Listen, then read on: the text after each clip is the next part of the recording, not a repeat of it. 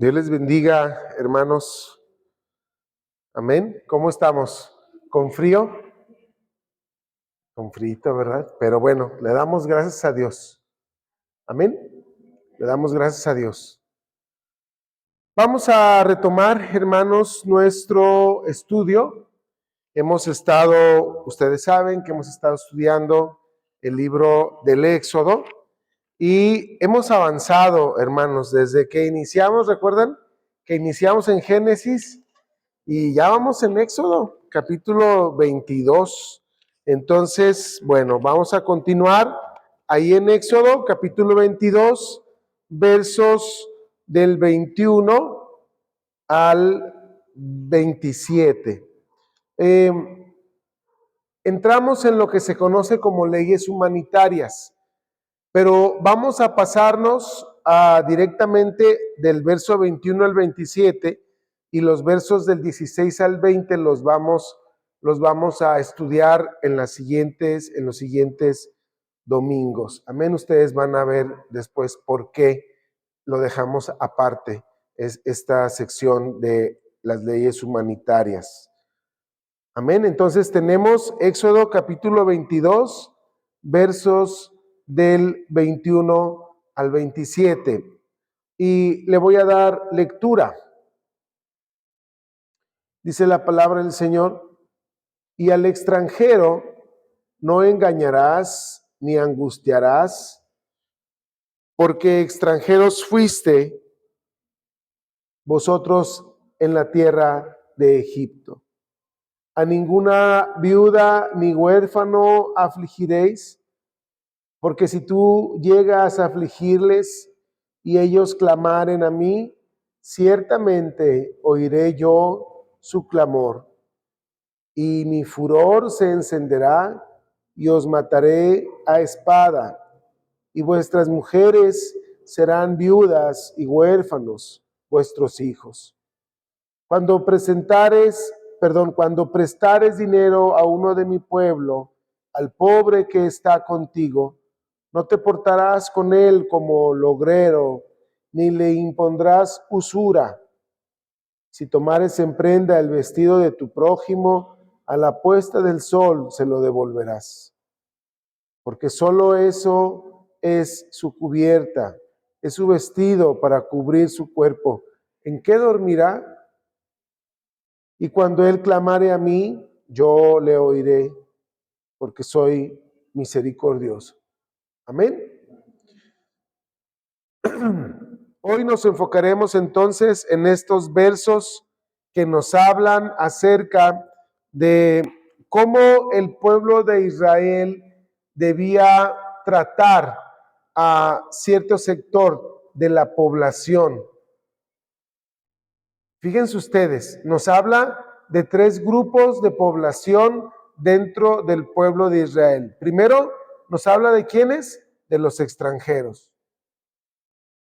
Dios le dice al pueblo de Israel: oye, al extranjero no lo vas a afligir, no vas a sacar provecho de que esté en una tierra que no es suya. Fíjense, casi siempre una persona que está en un país que no es el suyo, casi siempre es objeto de abusos. Como no es su tierra, como no es su lugar, como es un extranjero ahí, la gente abusa. Entonces Dios le dice al pueblo de Israel: tú no vas a hacer eso porque tú fuiste extranjero. Acuérdate de eso. Tú estuviste no solo como extranjero, tú estuviste como esclavo en el pueblo de Egipto. Entonces tú no vas a afligir al extranjero, no vas a sacar provecho de esa condición. Ahí entonces tenemos un primer grupo de población, vamos a decirlo, vulnerable, a la cual Dios le instruye al pueblo de Israel que debe de considerar de manera especial. El segundo grupo de población a la cual Dios le pide un trato digno al pueblo de Israel, dice, es las viudas y los huérfanos. Vas a tener especial consideración con las viudas y los huérfanos. No los vas a afligir, no los vas a oprimir, no vas a aprovecharte de una viuda, no vas a aprovecharte de un niño que no tiene su papá o su mamá, no te vas a aprovechar de ellos. Fíjense ustedes entonces cómo Dios le está diciendo a su pueblo que debe de tener especial cuidado con este otro sector que también es un sector vulnerable. Dígame, una mujer viuda ya grande, ya mayor de edad, ¿cómo se va a sostener si no tiene hijos? ¿Quién la va a sostener? ¿Quién la va a cuidar? Bueno, Dios le dice al pueblo de Israel, oye, tú vas a ver por ella. ¿Por qué? Porque es viuda. Al huérfano, al que su mamá, al que su papá ya no está con él, tú, pueblo de Israel, lo vas a cuidar. Vas a tener de él misericordia. No lo vas a afligir, no le vas a sacar provecho al niño huérfano, no lo vas a esclavizar porque es huérfano, a la viuda no la vas a despojar de sus bienes porque está viuda. Entonces, tenemos ahí otro sector de la población vulnerable. Y por último, Dios le dice al pueblo de Israel acerca de otro sector de esa población vulnerable, que son los pobres. Dios le dice al pueblo de Israel, oye, al pobre no lo vas a despojar de lo poco que tiene. Si le prestas y te deja su capa en prenda, se la vas a devolver porque es lo único que tiene. Porque si él te pide prestado, es porque no tiene. Y tú no vas a hacer usura. ¿Qué es usura?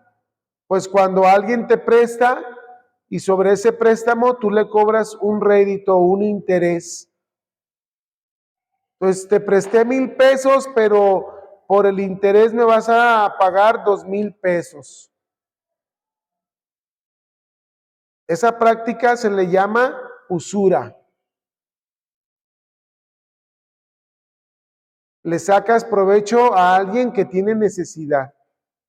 Entonces, Dios presenta a estos sectores de la población como sectores vulnerables a los cuales el pueblo de Israel debe de ayudar, porque esta es la ley que Dios les está dando. ¿Y qué pasa si el pueblo de Israel no lo cumple? ¿Qué pasa si el pueblo de Israel se le olvida o pasa por alto esta ley? Bueno, Dios le dice, tus mujeres van a ser viudas, tus hijos van a ser huérfanos.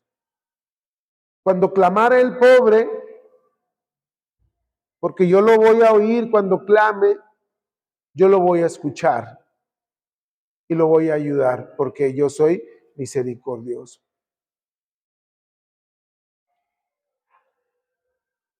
¿Ustedes qué creen?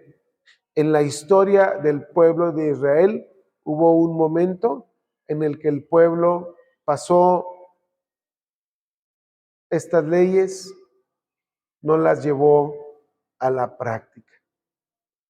Antes de ver el siguiente pasaje, quiero que reflexionemos sobre esto. Hoy en día, estos 3 o 4 grupos de población siguen siendo igual de vulnerables que en aquella época. Vea usted qué vulnerables son los migrantes en nuestro país, y no solo en nuestro país, sino en otros países del mundo, donde las personas literal están huyendo del hambre, están huyendo de la guerra, están huyendo de la muerte y tienen que emigrar y arriesgan sus vidas cruzando fronteras. Mucha gente del sur y del centro de África recorren miles de kilómetros para llegar al África del norte, pagar una cantidad exorbitante de dinero y cruzar en balsas mal hechas al mar Mediterráneo y llegar a las costas, ya sea de España o de Italia. Y lejos de que estas naciones, que además, hay que decirlo, que además han explotado los recursos de estas naciones. El otro día estaba escuchando un reporte de que Francia ha aumentado su reserva en oro. Y uno se imaginará que Francia tiene unas minas enormes de oro en su territorio. Pues, ¿qué crees? Que no. Entonces, ¿de dónde viene ese oro? Pues, aunque no lo creas, en pleno siglo XXI, ese oro que posee la Reserva Nacional de Francia proviene de países que en un momento fueron colonia francesa y que todavía al día de hoy, siglo XXI, año 2024, le siguen pagando tributo colonial a Francia. Y mientras tanto, los países africanos están muriendo de hambre, muriendo en guerras intestinas, y entonces miles de migrantes huyen a Europa. Y entonces llegan todas estas oleadas de migrantes a Europa y la gente dice, no, ¿qué vamos a hacer con tanto africano aquí en nuestras tierras? Sí, pues entonces devuélvanle su oro y verán que se van de su país. Lo mismo pasa en Italia, en Alemania, en Francia, en España. Lo mismo ocurre aquí en nuestro país cuando la gente va a Estados Unidos. Para empezar, los territorios que hoy ocupa la población hispana en Estados Unidos, pues eran territorios que le pertenecieron a México en la época colonial. Para empezar.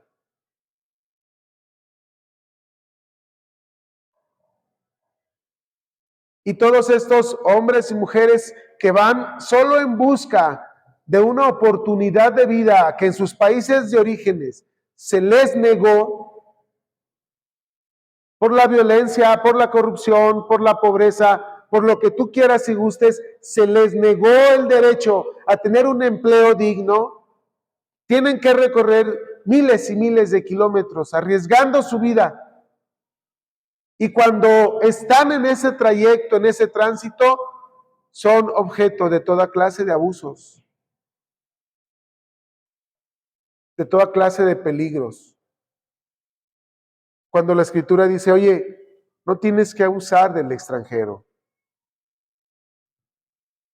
porque si no está en su país, no es porque quiera.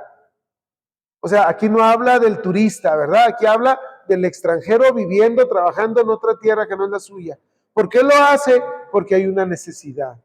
Es muy sencillo.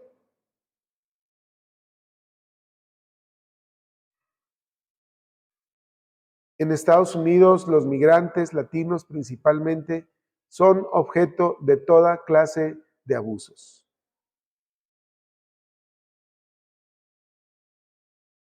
Les pagan un 30 o un 40% menos de lo que se le paga a una persona nacida allá, de color blanco, de ojo verde, de pelo güero.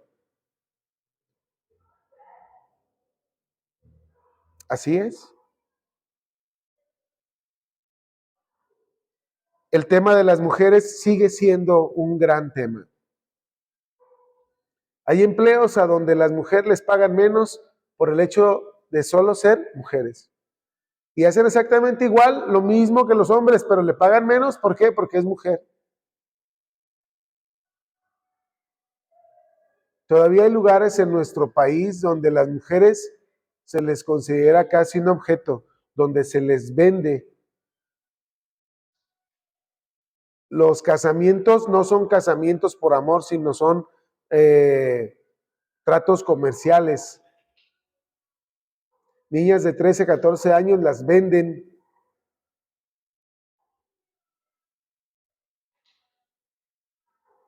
Ya no es solamente Ciudad Juárez, ya es en todo el país donde hay mujeres desaparecidas,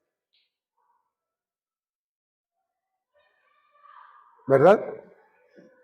Siguen siendo las mujeres un sector vulnerable de nuestra población.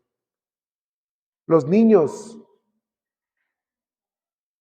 Los niños siguen siendo también un sector de la población vulnerable.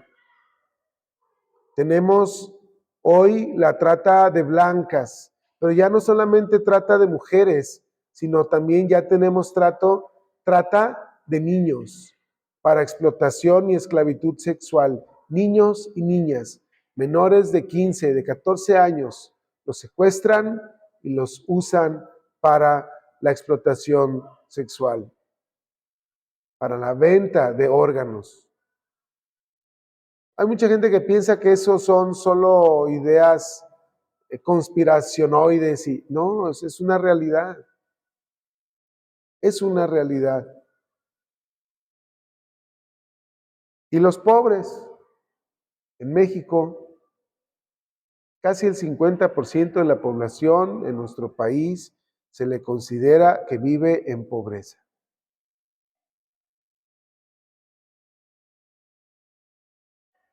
Y es el sector al que más se le oprime y es el sector al que menos se le favorece.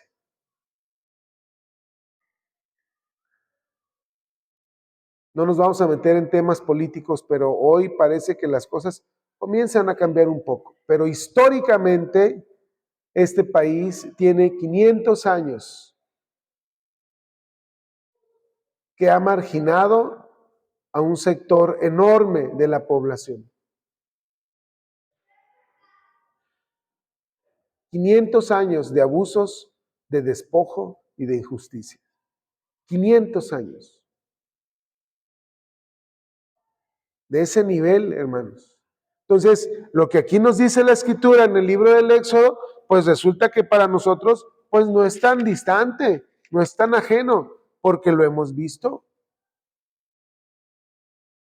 Si usted no lleva un apellido de una familia poderosa, de una familia influyente, pues usted no va a llegar a ciertas posiciones, no solo en el gobierno, sino en la misma iniciativa privada. Así es. ¿Cuánta gente que tiene un apellido de una familia poderosa, de una familia económicamente fuerte, nada más porque lleva el apellido, se encumbra en puestos gerenciales y directivos, aunque no sepa, aunque no tenga mayor conocimiento, pero como es el hijo, como es el nieto, como es el sobrino de fulano, de sultano, pues ahí lo vamos a tener. Y eso, hermanos, sigue pasando. Pero les decía yo antes de este paréntesis que el pueblo de Israel hubo un momento en su historia en el que pasó por alto estos principios de justicia, estos principios humanitarios. Así se denomina este capítulo que estamos leyendo, leyes humanitarias. Era un acto de humanidad, un acto de hermandad, un acto de amor con mi semejante, con la viuda, con el huérfano, con el extranjero, con el pobre que no tiene, ayudarle. Es un acto de humanidad, es un acto de amor en sí mismo. ¿Y qué pasó? ¿Qué nos dice? Veamos qué nos dice Amós capítulo 2, verso 6. Amós está después de Daniel, Oseas, Joel, y luego sigue Amós. Amós. Amós capítulo 2, versos, versos del 6 al 8. Amén.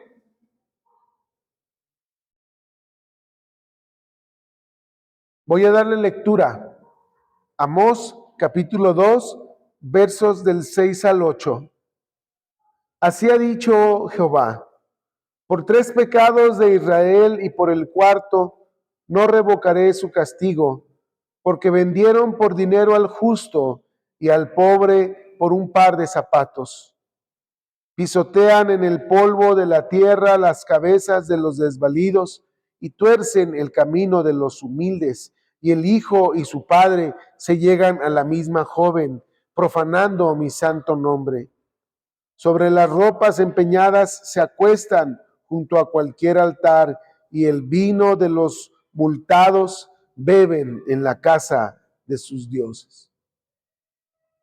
Y si le seguimos leyendo, vamos a ver la serie de atrocidades que hizo el pueblo de Israel, pasando por alto la enseñanza, la ordenanza que Dios había dado a su pueblo de Israel al pie del Sinaí. Estas palabras del profeta Amós se dan previo a la caída de Israel. Ustedes deben de recordar que el pueblo de Israel hubo un momento bajo el reinado de Saúl, David y Salomón, que fue un solo reino, las 12 tribus juntas, unidas. Pero después de que muere Salomón, el reino se divide en dos.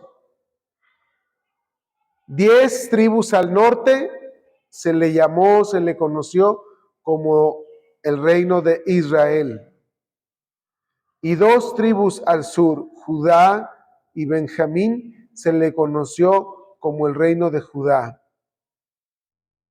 Por eso hoy se les denomina judíos. Entonces, resulta de que el pueblo de Israel, estas tribus del norte, pasaron por alto estos principios y estas leyes que Dios estableció. Y aquí dice la clase de cosas que el pueblo de Israel estaba haciendo. Primero, estaban haciendo juicios amañados. ¿Qué es un juicio amañado? Bueno, que el juez va a dictaminar en favor o en contra del que pague más. Y dígame, mi hermano, pues eso es una realidad hoy en nuestros días. Con todo respeto para los que trabajan en el Poder Judicial, digo, sin meterme en los temas políticos, ¿verdad? En este país hay un 99% de impunidad. ¿Qué quiere decir? Que de 100 delitos que se cometen, solo uno se castiga. De ese tamaño.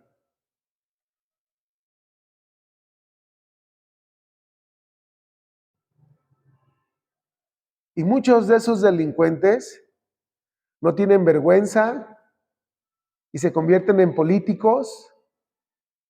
¿Y qué cree que va a pasar en esas elecciones? Nos van a pedir su voto, nos van a pedir su confianza. Es gente que no tiene vergüenza, no tiene ni el menor temor de Dios.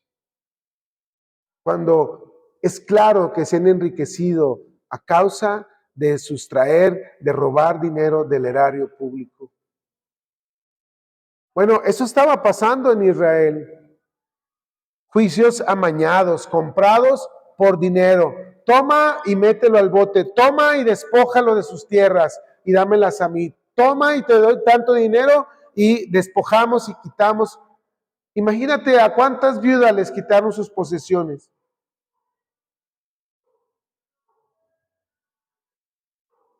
Oprimían al pobre. Cuando Dios les había dicho, oye, al pobre tienes que considerarlo.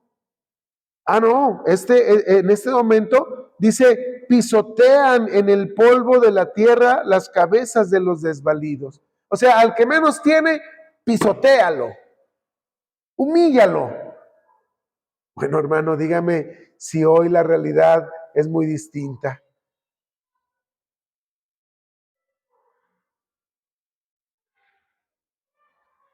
Mire, hoy en día hay un apoyo a las personas mayores. No es mucho el dinero que se les da, pero créame que hay gente que eso lo toma como una afrenta. Dicen, este gobierno les está regalando dinero. Dices, ¿pero qué te afecta?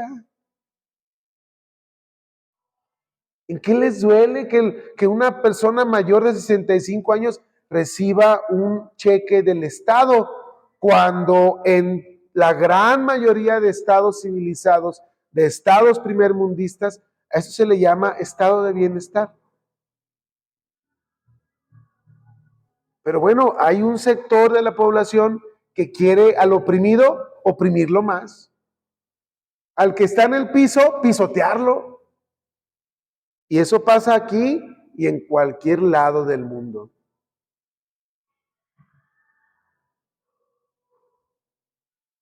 Pisotean en el polvo de la tierra las cabezas de los desvalidos. Tuercen la ley, inmoralidad sexual e idolatría.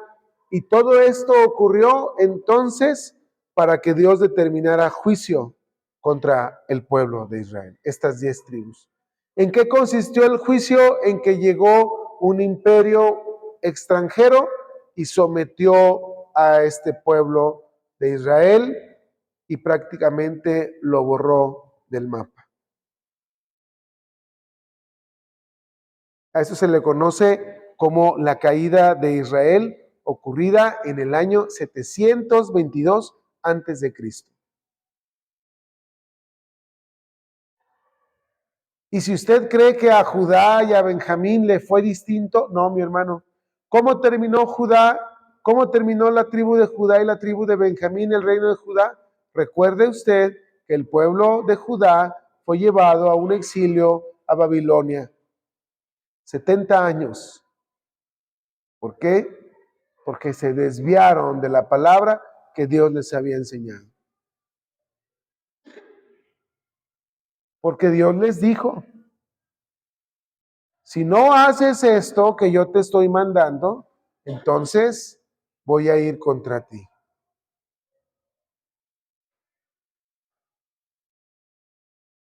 Nosotros, hermanos, no podemos ignorar la importancia del amor en nuestra vida cotidiana.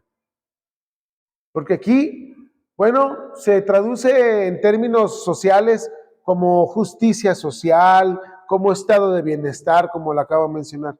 Pero en términos reales y prácticos, se trata de lo que el Señor Jesús nos dice en el Evangelio de Mateo, capítulo 22, versos del 37 al 40.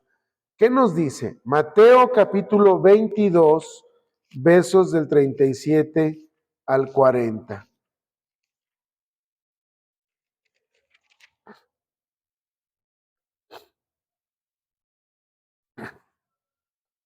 Mateo capítulo 22, versos del 37 al 40 dice, amarás al Señor tu Dios con todo tu corazón y con toda tu alma y con toda tu mente. Este es el primero y grande mandamiento. Y el segundo es semejante, amarás a tu prójimo como a ti mismo. De estos dos mandamientos depende toda la ley y los profetas. Fíjate, hermano, no se trata de otra cosa más que de amor al semejante, de amor a tu hermano, de amor al que está a tu lado.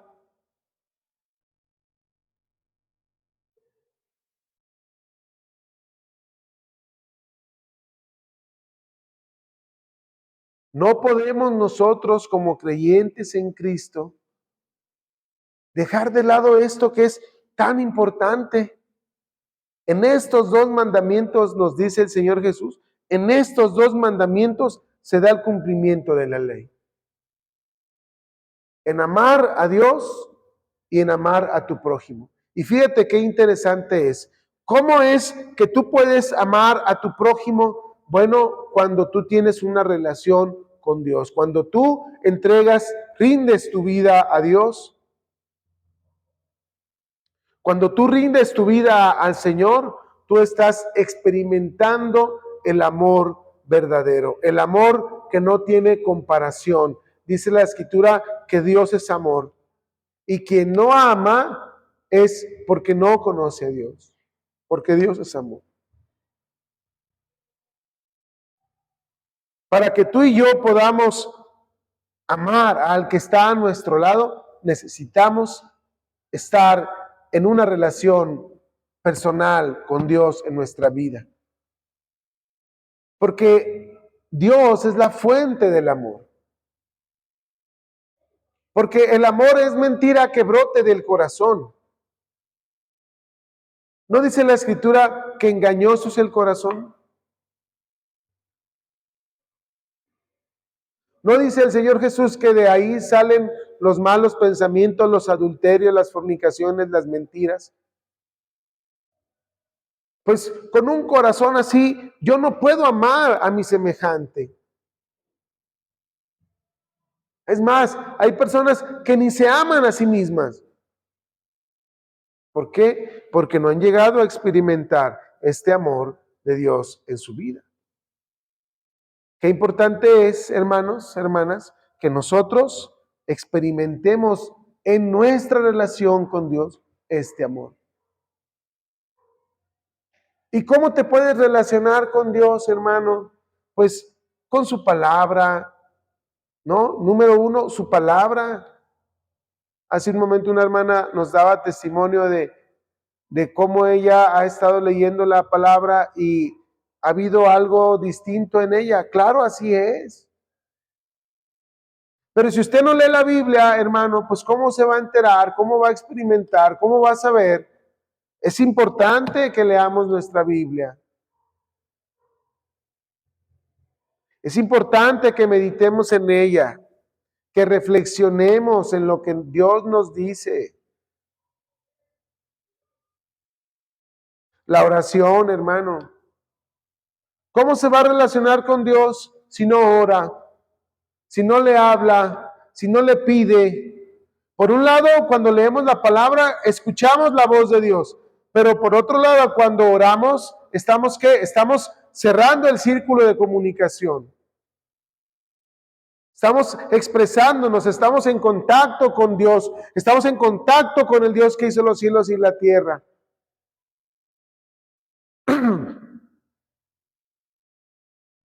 Entonces, hermanos, tenemos una tarea importantísima de lectura de la palabra y de oración. Y mire, y los que estamos aquí, ya tenemos, como mínimo, tenemos de 15 a 20 años en el Evangelio.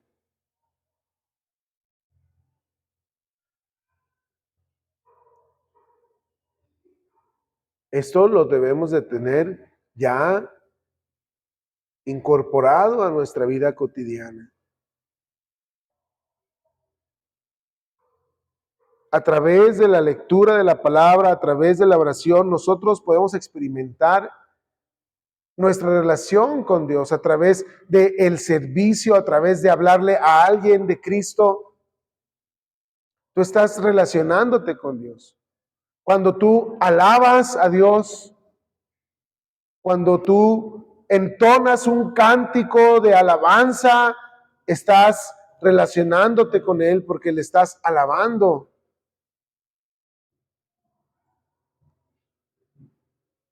Y en esa relación y en ese contacto, tú vas a experimentar el amor. Y ese amor te va a permitir voltear a tu lado y amar al que está a tu lado. De otra forma es imposible. De otra forma, pues no se puede.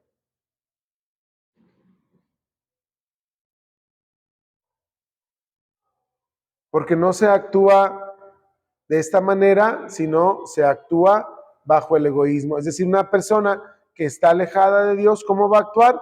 Pues de manera egoísta. Va a buscar su propio bienestar, su propio bien, su propio interés. Y es cuando se atropellan, y es cuando se abusa, y es cuando se hace escarnio, ¿verdad? Por mi interés voy a hacer algo, no importa que te ofenda, no importa que te lastime, no importa que te despoje, no importa que esté pasando por alto, no importa, pero con el afán de yo estar bien, lo voy a hacer, aunque a ti te atropelle. ¿Sí?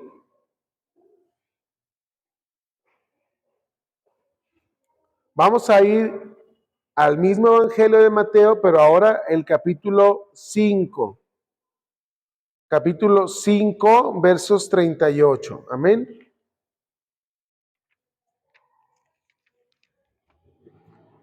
Mateo capítulo 5, verso 38. No sé si tú lo estás pensando, pero yo las primeras veces que leí el libro del Éxodo, no lo había comprendido de la manera que hoy lo estoy comprendiendo a partir de este estudio. No lo había visto de esta forma. Qué cercana es la enseñanza de la ley a nuestras vidas. Qué cercanos son sus principios. Aunque parecieran antiguos, hermano, la esencia de esos principios siguen estando ahí. Fíjate, los extranjeros hoy los conocemos como migrantes. Las mujeres, los niños y los pobres. ¿Y qué nos dice el Señor Jesús con respecto a nuestro actuar? Fíjate, Evangelio de Mateo capítulo 5, versos 38 al 47. Le voy a dar lectura. Dice el Señor Jesús, oísteis que fue dicho ojo por ojo y diente por diente. Pero yo os digo, no resistáis al que es malo. Antes, a cualquiera que te hiera en la mejilla derecha, vuélvele también la otra. Y al que quiera ponerte a pleito y quitarte la túnica, déjale también la capa. Y a cualquiera que te obligue a llevar carga por una milla, ve con él dos. Al que te pida, dale. Al que quiera tomar de ti prestado, no se lo rehuses. Oíste que fue dicho, amarás a tu prójimo y aborrecerás a tu enemigo. Pero yo os digo, amad a vuestros enemigos, bendecid a los que os maldicen, haced bien a los que os aborrecen y orad por los que os ultrajan y os persiguen, para que seáis hijos de vuestro Padre que está en los cielos, que hace salir su sol sobre malos y buenos, y que hace llover sobre justos e injustos. Porque si amáis a los que os aman, ¿qué recompensa tendréis? ¿No hacen también lo mismo los publicanos? Y si saludáis a vuestros hermanos solamente, ¿qué hacéis de más? ¿No hacen también así los gentiles? Tremendo.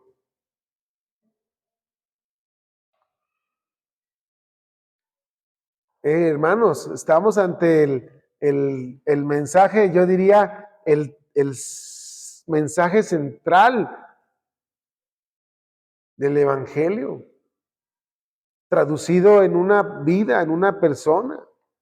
¿Hasta dónde nos impacta creer en Cristo? ¿Hasta dónde nos debe impactar la fe en Cristo Jesús que profesamos? Todos los que estamos aquí profesamos una fe en Cristo Jesús. ¿Hasta dónde se debe de notar esa fe? Pues hasta aquí. ¿En qué? En que si alguien te quiere pelear, hermano, tú no seas de pleito, no te enganches en ese pleito. Pero es que, pastor, usted no sabe, me dijo y yo le dije, yo le contesté. Pues no le digas ni le contestes. O sea, lo que dice aquí de la mejilla y de la capa, tú no te pongas a pelear. Dime tú qué vas a arreglar con un necio. A ver, el Proverbios nos dice que el necio no entiende y tú estás ahí queriendo convencer a un necio. Es como hablarle a una piedra, hermano, pero ahí está usted y duro y mira que entiende y que no le va a entender. No se enganche, no se meta en pleitos. Mire, a veces es mejor en un pleito perder algo para salirnos de esa dinámica. Pero es que ese suéter era mío, que no, que era mío, que no, que era... Déjale el suéter, ya, ahí muere, ya. Si con un suéter termina el pleito, ya que se lo quede, ya.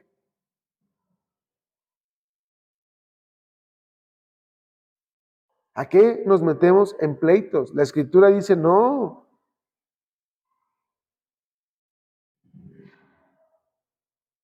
Si alguien te pide que le ayudes con algo, si puedes ayudarle con algo más, ayúdale. Mira, yo conocí el caso de una persona muy curioso, muy interesante, porque esta persona estaba casado con su esposa. Por una X situación se divorciaron y luego, curiosamente, se divorcian y ambos vuelven a tener pareja. Y entonces, en ese proceso, la pareja, digamos, el nuevo esposo de la ex esposa va con el primer esposo a pedirle prestado. ¿Y qué creen? Pues le prestaba. Y luego le decían, oye, vale, pues ¿cómo le prestas al que es marido de tu exmujer? Y le dice, no, mira, lo hago porque si no le presto, lo va a dejar y va a querer venir otra vez conmigo a pelearme. Entonces me sale más barato que le preste 500 pesos y me quito de problemas.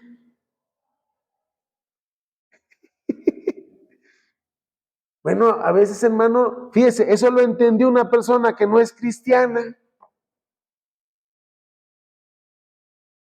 ¿Por qué a veces nosotros los cristianos no entendemos estos principios que están aquí en la Biblia?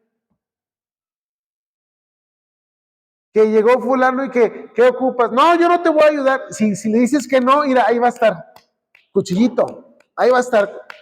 Si lo ayudas, ándale, pues, ¿qué ocupas? Toma, ándale, ya está. Oye, sí, sí. Porque tú estás en paz, hermano. No se trata que él gana, no se trata que él te venció, no. Se trata de que tú tengas paz, de que tú estés bien. ¿Con quién? Pues con Dios, hermano. ¿Verdad? Nos falta, hermanos. Nos falta ponerle sabiduría, porque a veces, miren, muchos de nuestros problemas se pueden arreglar haciéndole caso a lo que aquí dice.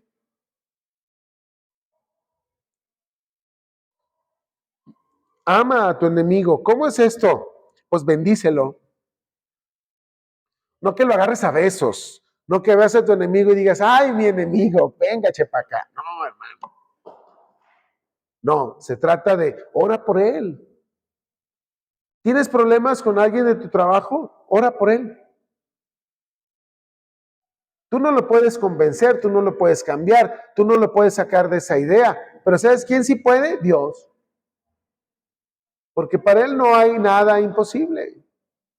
Ora por ese compañero, esa compañera de trabajo. Ora por ese vecino, por esa vecina que te hace la vida de cuadritos. Ora por él. Ora por él. No te enganches. No te comportes como una persona que no conoce del Evangelio. El que conoce el Evangelio eres tú, no él. ¿Por qué esperas que él se comporte a la altura de lo que tú crees? Él no cree. Tú eres el que cree. ¿Quién se tiene que comportar a la altura? Pues tú, el que cree.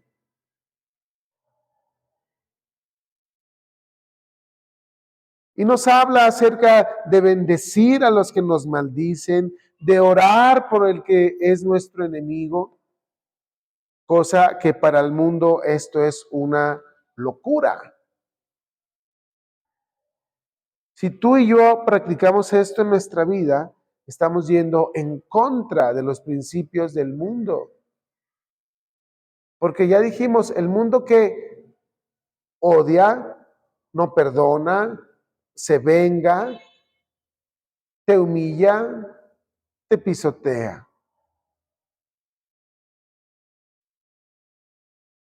Pero desde la perspectiva de Cristo, desde la fe en Cristo, nosotros tenemos que poner la otra mejilla, dar la túnica y la capa. llevar la segunda milla, en lugar de maldecir, bendecir, hacer bien a todos, incluyendo al que te ha hecho mal, orar por tu enemigo. Y el Señor Jesús cierra con esta pregunta, porque si solo amamos a los que nos aman, ¿qué chiste tiene? ¿Qué novedad estás haciendo? Eso lo hace cualquiera, hermano. Ama a tus hijos, hermano, eso lo hace cualquiera. Hasta el más incrédulo de los incrédulos.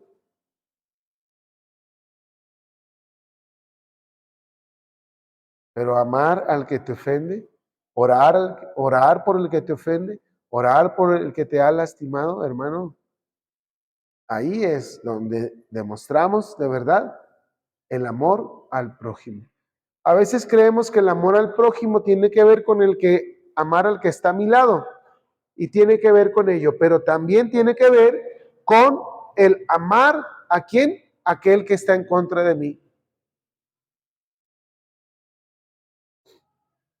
Por eso en la parábola de el buen samaritano,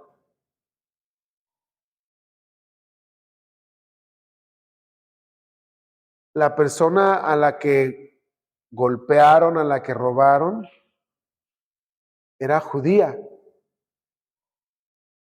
Y el que ayudó al judío, ¿quién fue? Un samaritano. Y los samaritanos y los judíos no se llevaban bien. Fue más sensible un samaritano en ayudar a una persona, independientemente de la raza, del pueblo al que perteneciera, lo vio en necesidad. Fue más sensible un samaritano que los de su propia raza. Hermanos,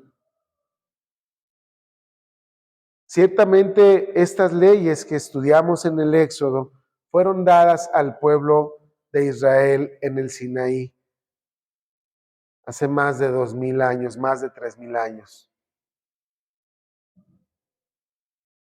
Pero estos principios, hermanos, siguen siendo operados, siguen siendo esperados, siguen siendo un referente para la vida de todo aquel que cree en el Señor de señores y en el Rey de reyes.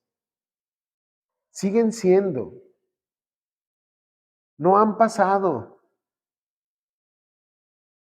siguen siendo vigentes. Entonces, hermanos,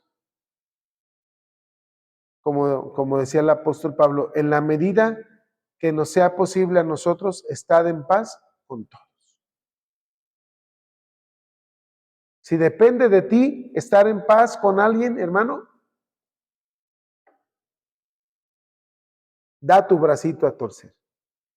¿Por qué? Por estar en paz. ¿Quién va a estar en paz? Tú.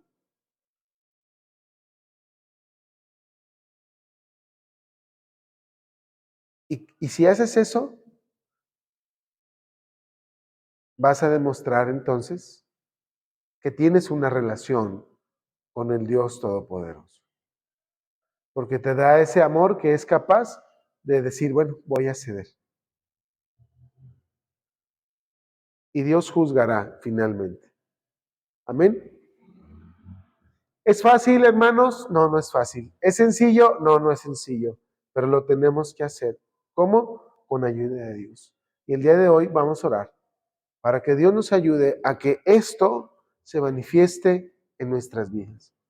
Y tengamos ese amor abundante y capaz de orar y de bendecir por aquellos que nos han hecho mal. De pensar en hacer el bien, aún aquellos a quienes nos han hecho un mal. Esa es la esencia del ser cristiano. Aquí es, hermano, ¿quieres una manifestación del Espíritu Santo en la vida de un creyente? Esto. El apóstol Pablo lo desglosa muy bien en sus cartas a los Corintios y en en Romanos también. ¿Quieres una manifestación espiritual del poder del Espíritu Santo obrando en la vida de un creyente? El amor. Es sobrenatural. Porque nuestra naturaleza nos indica que lo debo odiar. Esa es la naturaleza. Tú lo debes de odiar. ¿Por qué? Por lo que te hizo. Entonces tu naturaleza te indica, ódialo. Pero estás en el Evangelio y tu corazón, lleno del amor de Dios, te dice, perdónalo. Amén. Amén. Vamos a ponernos de pie, hermanos, para orar, para darle gracias a Dios por esta palabra y pedirle al Señor verdaderamente, hermanos, verdaderamente, que nos ayude a, como dice aquí, actuar como dice aquí.